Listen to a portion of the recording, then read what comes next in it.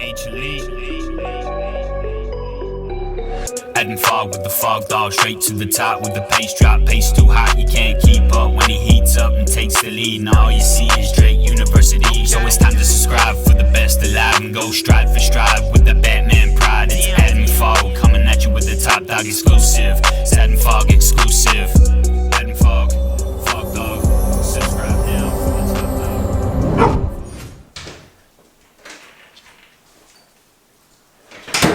We're back.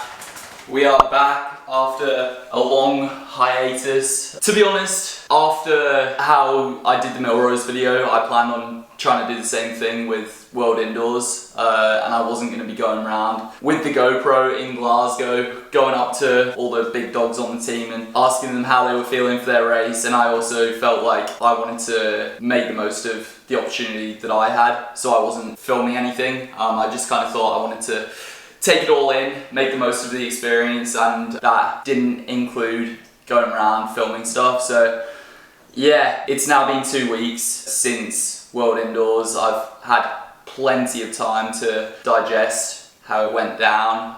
My shoulder is actually still on the mend. It's pretty good now, but it's still a little bit awkward with running, and I still feel it decently painfully from time to time, but overall pretty good. Happy days, with on to the next. And that's the thing with running and sport in general. Unless you do something really good or really bad, overall most people have pretty short-term memory. So one thing happens and pretty quickly it's on to the next thing. And I've been selected for the mixed relay at the World Cross Country Championships, which are in Belgrade, Serbia, end of March. So a little bit of an update. I was going to be going back to America pretty soon after Glasgow World Indoors, but then getting picked for World Cross Country, it kind of made the most sense to stay in England a little bit longer, and then I'm a couple of hours away from Serbia, so I'll go to World Cross end of March, building back up in training at the moment, feeling pretty good. Yeah, then straight after World Cross, off to America, and we're going to Flagstaff for a good training camp, which is kind of what I feel like I need going into the outdoor season. It worked pretty well last year, and hopefully this will be kind of indoors all wrapped up. Cross country race end of March, and then good altitude camp will kind of set the tone for the outdoor season. So yeah, this video, similar to how the Melrose one worked out, I don't particularly have a plan, but I think I'm about to go out for a run, so I'll kind of chat through some of my thoughts on how I expected World Indoors to go, kind of what some of my goals were going in, and then kind of how it all panned out, I guess. Overall, pretty disappointing, long story short. Some people might say a career-ending defeat, but I think it's the way it goes in sport sometimes. It's definitely not a career-ending defeat. It's one of those things, and I think if the heat didn't work out the way it had, the final would have played out a little bit differently. Obviously, it's all hindsight, it's hard to say, but yeah, that is the way it goes. But yeah, gonna have a little cup of coffee, get myself ready to run, and head out for a run. It's an easy double today with a bit of speed development after the morning run. Just trying to get the legs used to running faster again, get them a bit bouncy before getting into the swing of track season essentially. And then tomorrow is my first double threshold day back since before World Indoors. So yeah, feeling good, building up nicely, and yeah, little training day today. First time filming with the GoPro in a while. I feel a little bit out of practice. Recently, I've been running in these, the Infinite Pro. Quite a new model. They've only come out recently. I really like them. England has been raining a lot recently, and just to mix it up, I kind of like to mix it up if I can sometimes. I'm going to do the first part of the run, well, before speed development in the Machina 3 clone. These are now getting a little bit old, but I don't really know. I think they're still alright. Still got a bit of life in these puppies yet, so gonna jog in these, and then after jogging I will come back to the house and take my shoes and socks off and put on these flats, just a little bit kind of, I don't know, closer to the ground, a little bit more lightweight and good for doing a little bit of speed development stuff, which is essentially just a load of drills and trying to get the legs bouncy, and then a few strides as well before sessioning, double sessioning tomorrow, double threshold. often running. Well, I don't really do like a lot of pre-run warming up or anything. I've kind of just walked out the door and started my run. Usually I find that that's fine. It kind of depends on the day though. Like for a long run where we're running hard, I would definitely do a little bit of warming up beforehand, but just like some stretches and stuff. Nothing major. But yeah, for an easy day, usually I find I can just kind of roll out the door and start jogging pretty slowly and then build into it a little bit. But when you're running easy anyway, I feel like it doesn't really matter too much. I said this in the last video, for UK indoors, coming back from Milrose after running fast and then traveling and like sleeping pretty badly, and just like the high of Milrose, I felt pretty flat for UK indoors. So I was very happy to get picked for World Indoors, and obviously like feeling a little bit flat, it's a little bit worrying then that, you know, you've got to kind of turn it around before Worlds. But that's exactly what happened. Like the week leading up to Worlds, I really felt like I turned a corner. I had a good couple of sessions. My last session, 3 days out, I felt really good, like just completely back to normal. I felt strong and just kind of had that feeling back where everything feels comfortable, which is obviously what you want going into a race week, or well, being 3 days out from racing.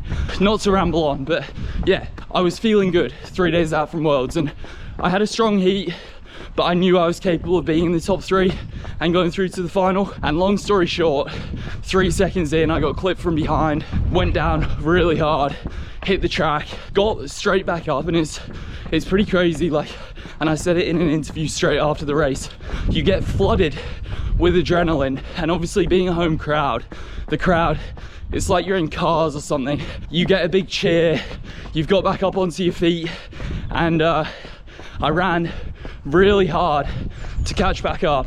And I actually spoke to the Swedish guy after, Sam Filstrom, and he said he saw me go down and decided he was going to string it out because he knew that I would then it wasn't going to be easy for me to just like get up and jog back onto the pack if they were going slow. I worked really hard, like too hard obviously, to get back onto the pack, got myself back up there, but then very quickly knew I was going to be in a bad way and faded badly. But I really felt like going into it I was capable of being in that top 3, and thankfully I did get put through. But you know, kind of isn't what you want to get tripped and fall down pretty hard, and I was pretty sore after.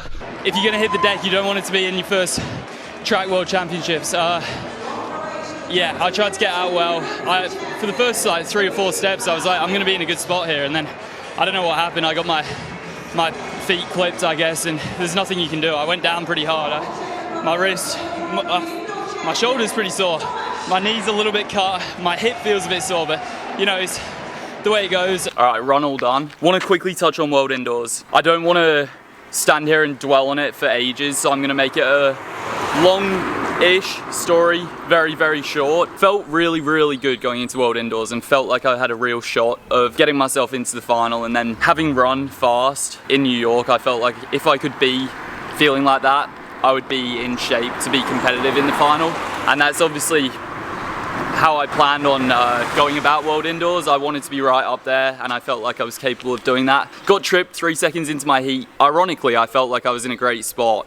I've got shafted at the start of races recently, being pushed straight to the back, and 3 seconds in I was like, oh, this is brilliant, I'm right up here, I'm in a good spot. And then legs clipped from behind, went down pretty hard, ended up pretty far back in my heat, but then got put through, which is obviously good to get put through, but I was pretty battered and bruised, and tried to talk myself into the final. I felt like, you know, having the full day off in the middle, I was gonna be okay, and I felt okay. I'm not gonna make excuses and say, oh, I wasn't even able to run. I felt like I was gonna be all right for the final, and then, yeah, I mean, it just went pretty awfully, but that's the way it goes. I tried to put myself in a good spot, and then so quickly just really felt like I was just really weak, didn't have anything. My shoulder and hip were really sore, but I didn't feel them at all in the race, so not using them as an excuse by any means. But yeah, that's racing. You can have some massive highs and then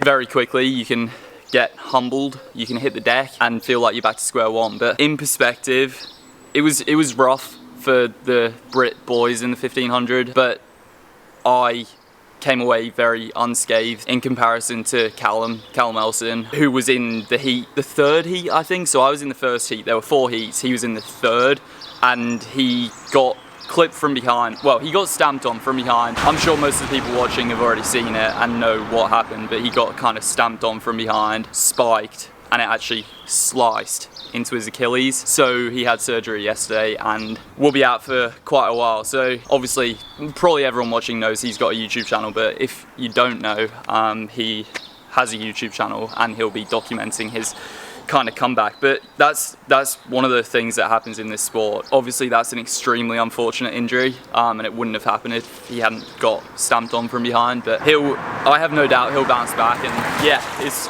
the way it goes. But yeah, in perspective, it's not so bad for me, and obviously wishing him a very speedy recovery, because Achilles injuries are pretty major, and he will come back, but it's obviously not an easy road. So yeah, I guess we'll be watching his journey and looking forward to seeing him back on a start line, hopefully not too far in the future. All right, that's enough with my World Indoors experience. I was very grateful to be picked, and it was an extremely cool thing to race in front of a home crowd. Crowd was brilliant, it was sold out, and I feel like no other crowd does it like the Brits. Anywhere else in the world, I feel like, you know, you might sell out a stadium, but it wouldn't be like that. The Brits are a different breed, so it was good. And very grateful to have another opportunity in 2 weeks at World Cross.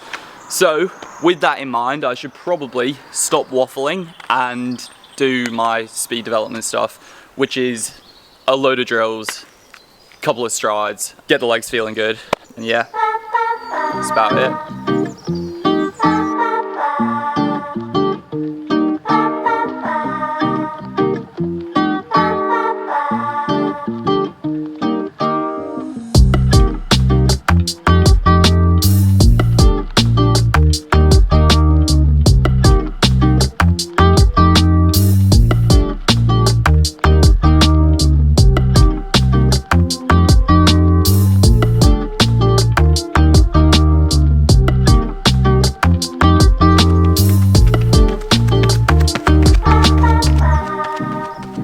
Alright, speed development all done. Decently long session of speed development today. I mean, we always have done strides like the day before a session, but yeah, speed development is kind of one of those things. It's kind of come in over the last year-ish with our strength coach, Carrie, and yeah, I think it's a really good way of just like making sure your legs are able to turn over quickly when you're not really racing on the track loads, because obviously it's been a couple of weeks and it's going to be best part of 2 months until I'm racing on the track again. So it's kind of a good way of kind of keeping in touch with some of that quicker stuff without overdoing it, and then combined with like obviously easy running sessions and the gym, it's kind of all pieces to a puzzle, and we're trying to make sure that puzzle is as complete as possible. And obviously there's always going to be little things that maybe you could be doing better, but if you can get as many of those things right as possible, your puzzle will be as complete as you can make it. So gonna do a tiny little jog now, like 15 minutes, just shake the legs out, and then probably,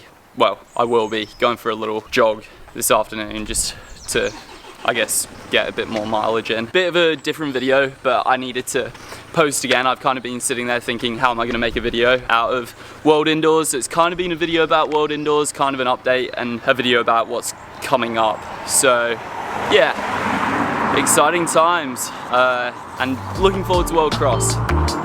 Yeah.